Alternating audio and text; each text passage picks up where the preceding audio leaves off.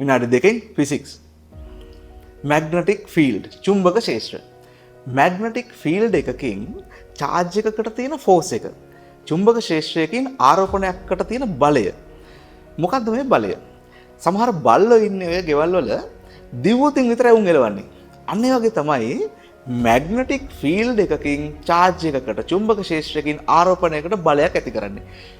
මෙන්න මේ ආරෝපණය මැග්නටික් ෆීල්ඩ් එක චුම්බක ශේෂ්ත්‍රය ඇතුලේ චලනය වුණොතින් විතරයි බලය ඇති වෙන්නේ. මම මේ අඳින්නේ මැග්නටික් ෆීල්ඩ් එකක්. මේ මැග්නටික් ෆීල්ඩ් එක මේ ක්‍රොස් මාක්ස් වලින් අඳින මැග්නටික් ෆීල්ඩ් එක කතිර ලකුණු වලින් අඳින මැග්නටික් ෆීල්ඩ් එක තලය තුලට තියෙන්නේ. මම මේක ඩොට්ස් දැම්ම නම් තලයෙන් ඉවතට.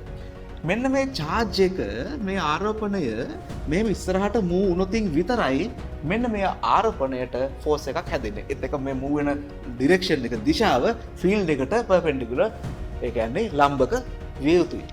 අන්න එහෙම වුණොත් ෆෝස් එකක් හැදෙනවා. ඒතකොට අන්න ඒ ෆෝස් එකේ දිශාව ෆ්ලෙමින්ග්ස් left hand rule එකෙන් එහෙම නැත්නම් ෆ්ලෙමින්ගේ වමත් රීතියෙන් අපිට ලබා ගන්න පුළුවන්.